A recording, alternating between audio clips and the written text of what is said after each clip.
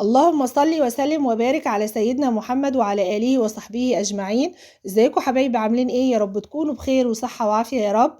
من مطبخ الرضا بحييكم أحلى تحية، أحلى متابعين وأحلى عيلة بحبكم في الله. معانا النهاردة فيديو روعة روعة روعة. معانا السمك البلطي بريحته وتتبيلته اللي جايبة آخر الدنيا. معانا طاجن المسقعة كده أو صينية المسقعة في الفرن كده، حاجة تفتح النفس كده جنب السمك. ومعانا طبق الصينية، طبق السلطة البلدي التحفة. ومعانا الرز الصيادية اللي ما شاء الله ليه تكات كده ولونه البني الجميل اللي يفتح النفس.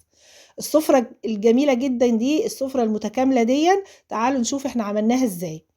طبعا اول حاجة كده، بس قبل ما ندخل طبعا نسمي الله ونصلي على الرسول ونحط سبسكرايب ولايكات لمطبخ الرضا عشان نكبر بيكم ومعاكم احلى متابعين واحلى عيلة. طبعا يا حبايب قلبي، معانا السمك طبعا غسلناه ونضفناه كويس جدا وخليناه كده من جوه ابيض ما شاء الله، شمعة منورة. وبعد كده مسكنا السمك بتاعنا كده، قطعناه كده علشان طبعا يشرب التتبيله بتاعتنا ويستوي كده من جوه ويكون ما شاء الله عليه طالع مقرمش وجميل. طبعا السمك زي ما انتم شايفين دول 2 كيلو من السمك، فتحتهم بالفتحات اللي انتم شايفينها دي. وبدأت بقى كده هركنه على جنب واشوف التتبيله بتاعته هعملها ازاي. معايا طبعا في التتبيله بتاعت السمك حبايب قلبي اهم حاجه التوم. التوم حاجه اساسيه. وطبعا معايا التوم ده يا حبايبي اللي هو ده التوم، ودي اللي هي تتبيله السمك، اللي هي العروق الخضراء اللي كنا بنطلعها من التوم واحنا بن بنفرزه. طبعا التوم ساعه ما كنا بنفرزه كان بيطلع منه العروق الخضراء دي، فكنا بناخدها ونحط عليها فلفل احمر ونعملها كده علشان تبقى حلوة جاهزة للسمك. ومعايا طبعا يا حبايب قلبي التوابل بتاعتي، معايا كزبرة ناشفة، ومعايا طبعا توابل السمك دي خلطة كده بتيجي خاصة بالسمك. ومعايا الكمون لان السمك بيحب الكمون. ومعايا الكمون، وطبعا زي ما انتم شايفين يا حبايب قلبي حطيت البهارات بتاعتي، ومعايا بابريكا، ومعايا شطة. وعشان طبعا الفلفل بتاعي ده مش حراق قوي، وحطيت فلفل اخضر زي ما انتم شايفين. وهحط الليمون، هعصر بقى 3 4 ليمونات كده. اعصري الليمون مش هيزعل، هو بيحب الليمون عامة. تتبيلة حلوة جدا. انا ما حطيتش خل وما بحبش احط خل للسمك خالص لانه بصراحة بيبين ريحة الزفارة وبيهري السمك. يعني كده كده مش بحب احط خل، بستكفى بالليمون، بس بحط كمية ليمون محترمة يعني. وهحط كده بقى على التتبيلة بتاعتنا دي ايه؟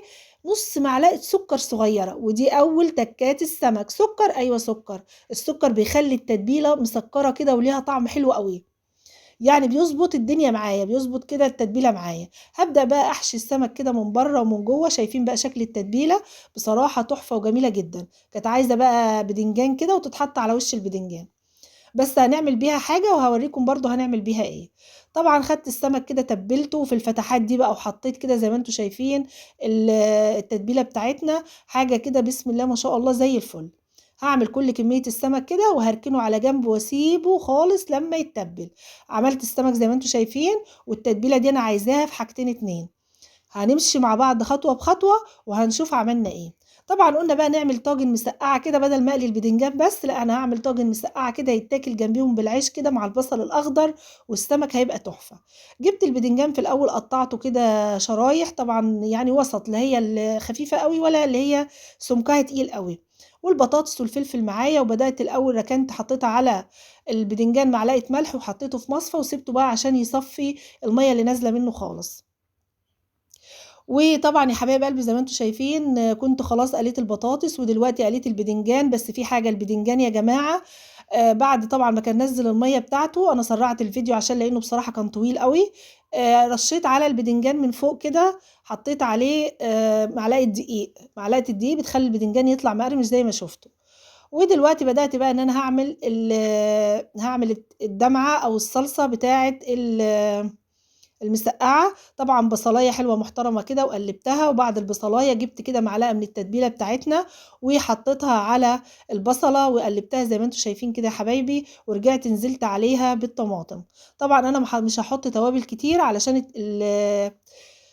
التتبيله كان فيها توابل، فما حبيتش ان انا احط توابل كتير. حطيت بس استكفيت بظبطت الملح بتاعي ومعلقه من السكر، وحطيت طبعا كمان زي ما انتم شايفين آه، آه، مكعب من مرقه الدجاج، واستكفيت بكده. دلوقتي بقى هنعمل الخلطه بتاعه السمك.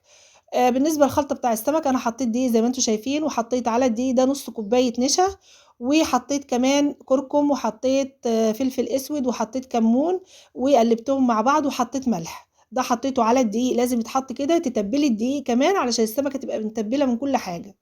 الزيت بتاعي ده الزيت اللي كنت قالية فيه البدنجان، نضفته زي ما انتم شايفين كده يا حبايبي، وهبدأ بقى ان انا اقلي. اهم حاجة وانت بتقلي حوشي التتبيلة من على وش السمك من فوق علشان ما تتحرقش وتخلي السمك تتحرق منك في الزيت.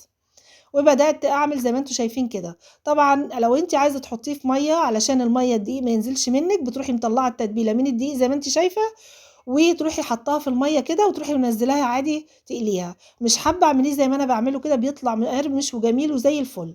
زي ما انتم شايفين بسم الله ما شاء الله طالع زي الفل معايا، وطالع ما شاء الله عليه مقرمش كده من بره وجوسي من جوه. طبعا يا حبايب قلبي دي ليمونه انا نسيت اوريها لكم في الاول، بحب احط ليمونه في الزيت كده. الليمونه دي بصراحه بتخلي السمك يطلع مقرمش وجميل، وفي نفس الوقت بتودي اي ريحه زفاره. كده احنا ماشيين مع بعض زي الفل خطوة بخطوة. السمك بالذات نضفي الطاسة بتاعتك أول بأول زي ما انتوا شايفين كده، دايما نضفي الطاسة، اعملي مصفى كده تنضفي بيها الطاسة باستمرار. هنا بقى كنت هبدأ بقى عندي البايركس بتاعي، وهبدأ بقى احط المسقعة كده عشان احطها في الفرن. نزلت بقى بالبدنجان كده، حطيت الأول معلقتين كبار او 3 4 معالق كده من التقليه تحت، وبدات احط عليهم البدنجان زي ما انتم شايفين، وهحط الفلفل والبطاطس. الدنيا معايا زي الفل. وطاجن بصراحه تحفه، بيبقى جميل جدا من كماليات السمك، سواء كان طاجن مسقعه او بدنجان مقلي. هنحط بقى زي ما انتم شايفين بقى الصلصه بتاعتنا على الوش كده. نزلت بكل الكميه زي ما انتم شايفين، ومشغله الفرن كده، هديلها بس وش، هي كل حاجه فيها مستويه، وما شاء الله الصلصه بتاعتنا ناشفه وجميله زي الفل. اديلها بقى وش يا حبايبي كده، وكان السمك بتاعنا بسم الله ما شاء الله طلع اهوت. طبعا بتطلعيه على مناديل المطبخ، بس انا صراحه كانت المناديل عندي خلصانه فطلعته على طول، بس ما شاء الله طالع زي الفل معايا. تعالوا بقى نعمل رز الصياديه بتكاته واسراره. تعملي ايه؟ حمرت البصله زي ما انتم شايفين اهي، ودلوقتي معايا يا حبايبي دي معلقه من السكر. معلقه السكر ديت بتعملي بيها ايه؟ سكر، ايوه سكر. طبعا انا البصله بتاعته لازم تكون حمرا كده، بس مش حمرا تخليها تحمر لدرجه انها تسود وتمرر. لو اسودت منك هتمرر، لا خليها ان هي الاحمر الفاتح. ونزلت طبعا بالميه، طبعا الكاتل عندي ما كانش، ما لحقتش احط ميه سخنه، فحطيت ميه عاديه خالص من الحنفيه.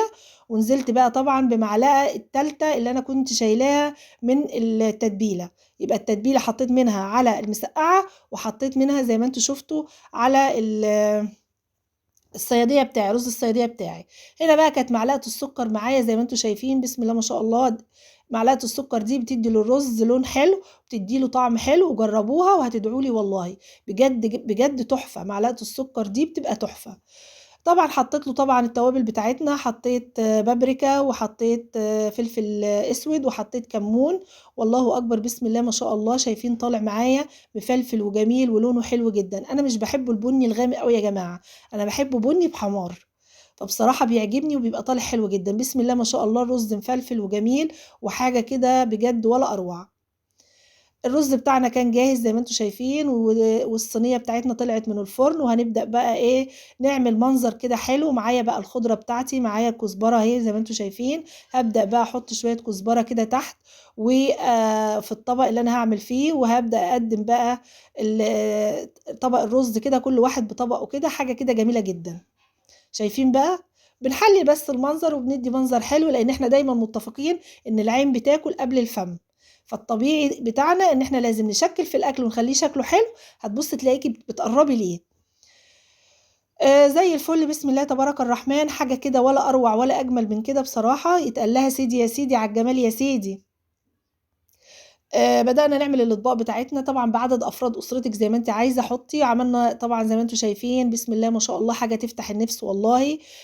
طاجن المسقعة التحفة دوّة بجد، بجد اتاكل على طول، وكان جميل جدًا وحاجة من كماليات السمك يعني. ومعايا طبعًا السمك البلطي بتاعنا أهو بيتكلم عن نَفسه بسم الله ما شاء الله. مقرمش كده وجميل، حاجة كده زي الفل. وطبعًا رز الصيادية معانا زي ما أنتم شايفين لونه التحفة. معلقة السكر في رز الصيادية يا جماعة بتفرق جدًا في الطعم والله، بتدّي له طعم حلو أوي. وطبعًا بصل أخضر وسلطة معانا زي ما أنتم شايفين. وطبعًا معايا مخلل لِفْت أهو كنت لسه